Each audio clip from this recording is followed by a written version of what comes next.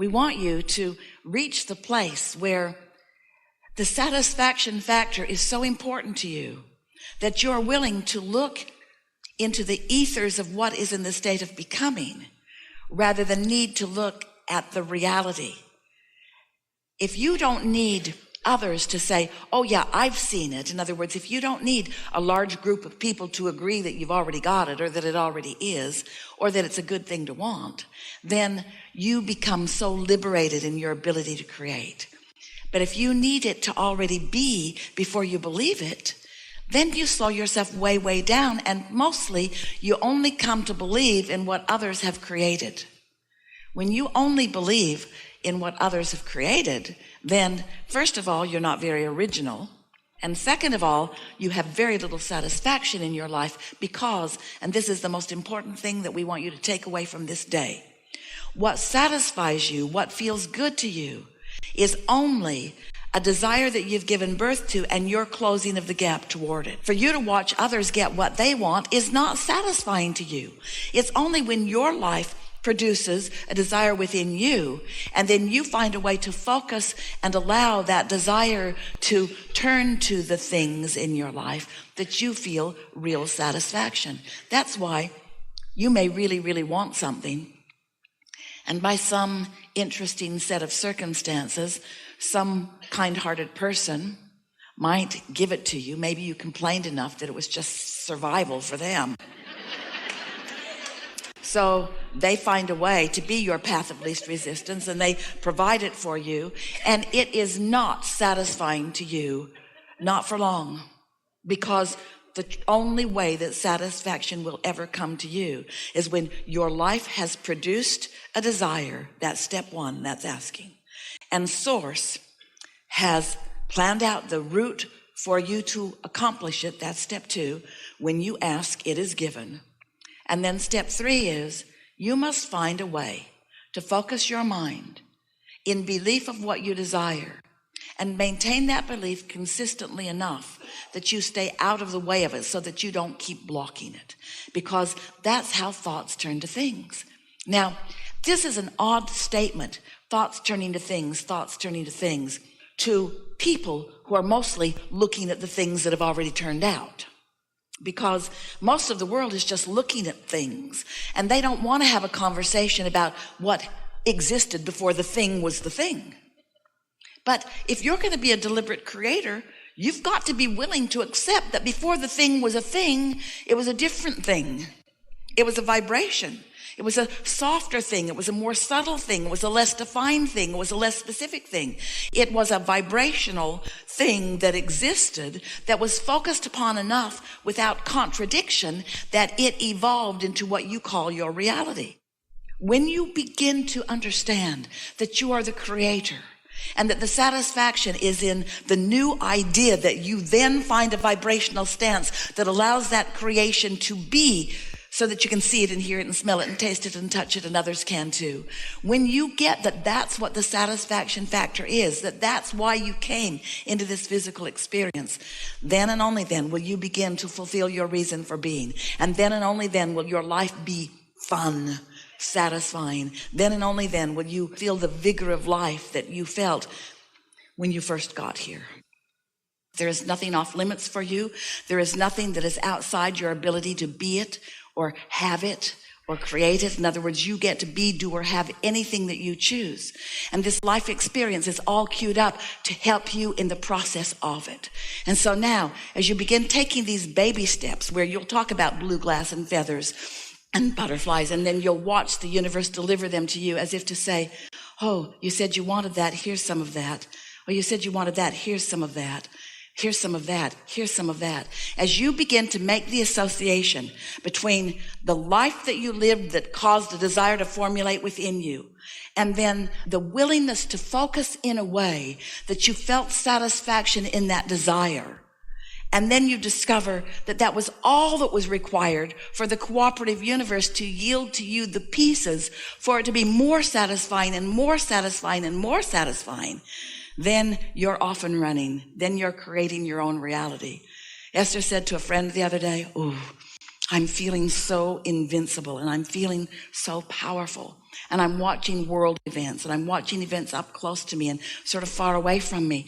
And now I realize that my work is to live enough life to decide how I want to focus, what it is I want to become.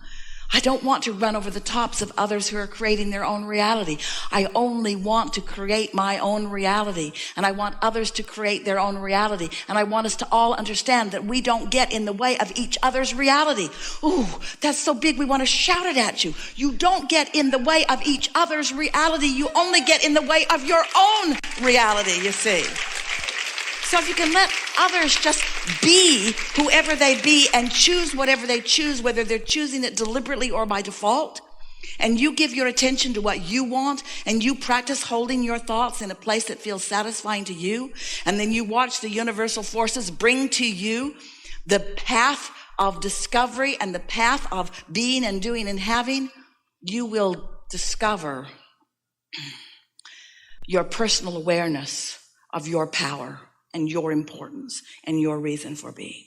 So, what do you want to talk about? Thank you. Wonderful to be here. Yes. So, I've been working on financial abundance for a while. I've had some great manifestation success with that. And I've now got 2 businesses that both could be very financially lucrative. Are they fun? One more than another, and that's what I'm trying to figure out. More will come from the fun one. Yeah, that's what I'm feeling. In other words, you don't need to give up one for the other, but if one isn't fun, it's messing with the other. Yeah. The one that's more fun is one that pretty much came to me, and others are involved, and it kind of hits all the buttons of things that I'm interested in and excited about. And the other one is something that I've tried a few times and have had challenges with. So you've got resistance in it, which is keeping it from being fun. Yeah. So make it fun or let it go. It's good advice. Yeah. Have fun with it or let it go. Have fun with him or let him go. Mm-hmm. Have fun with her or let her go. Have fun with it or let it go. Yeah. Meaning, person, place, thing, idea, whatever it is, have fun with it or let it go. As long as you're having fun with it, then the momentum is positive and it will get better and better. If you're not having a good time with it, then it's evoking effort from you, and then the effort just makes you tired and keeps you from having fun. Yeah. I'm feeling too, that maybe some of my conflicting thoughts around it are around my coming into alignment with financial abundance in general. And that, but yeah, that's part of it. I keep questioning, is that the right vehicle? Do I need to change it in some way? Well, find the vehicle and make it right. Mm-hmm. You're not in a unfun way looking around for the right vehicle, and when you find it, you feel fun. You get fun, find a vehicle, and your fun makes it right. Mm-hmm. Yeah. Source energy can flow toward anything, and when source energy flows, this is what happens when source energy flows to something through you. It expands, it becomes more interesting, it gathers more cooperative components, it gathers momentum, it becomes more. That's just what happens with your focus. And so if something's already got your focus pinched off because you already have beliefs about it that aren't letting it flow, then sometimes it's just easier to let it go and give your attention to something else. We can tell that we're having a pretty strong conversation about effort versus trusting, about letting it be rather than making it be. And it's also a strong conversation or evidence of a belief. It's sort of like pushing the noodle.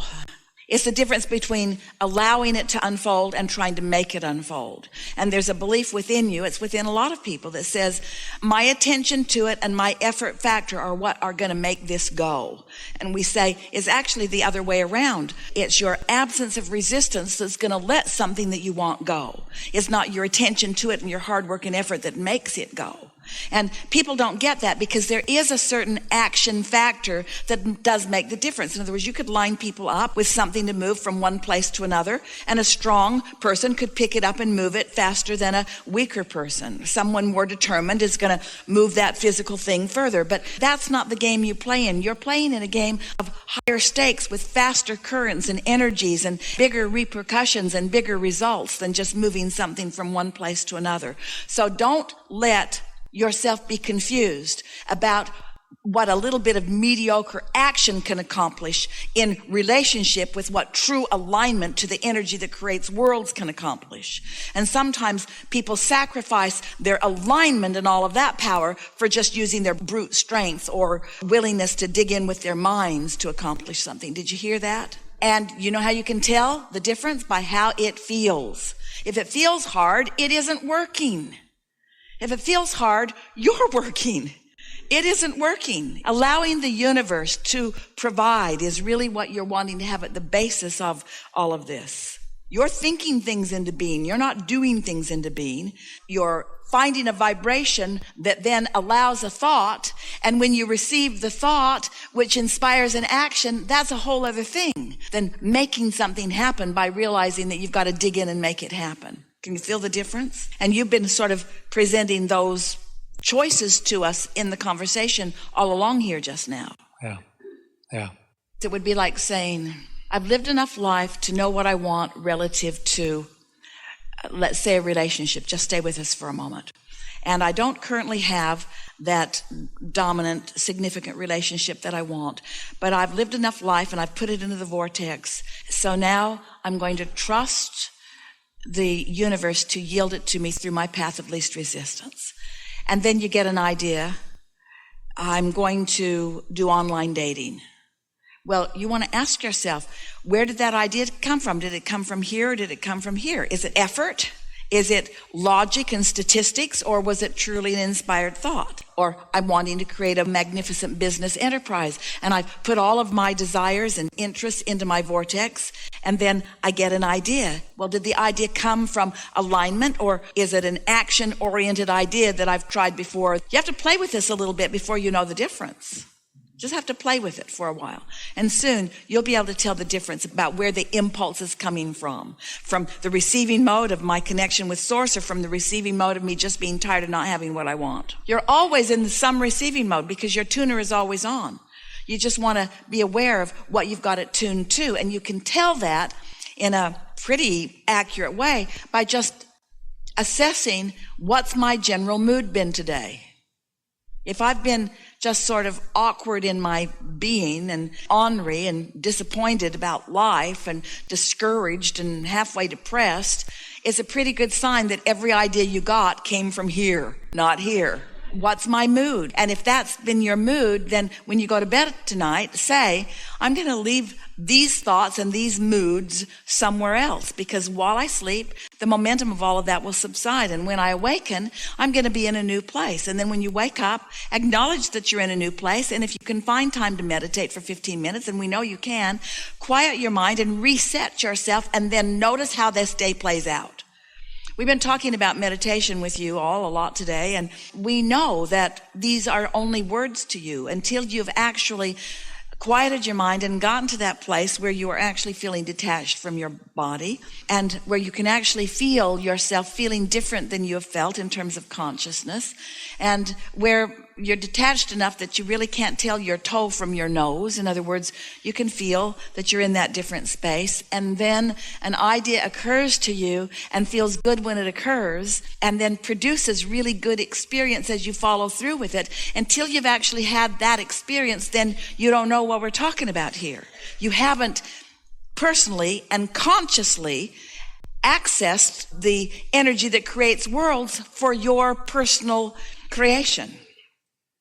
And so Esther's been noticing there are a couple of people in her life that she really likes a lot and thinks a lot about, and they are often presenting to her a conundrum that they can't quite work through. And she's been wanting so much for them to discover the magic and the clarity and the power of meditation, but they just don't quite go there. They just don't quite go there. Someone gave her a really good analogy the other day. It's like getting in your car to go somewhere and refusing to bring your keys. So you almost got it all right. You went to the garage, you got in the vehicle, you opened the garage door, but you refused to bring your keys.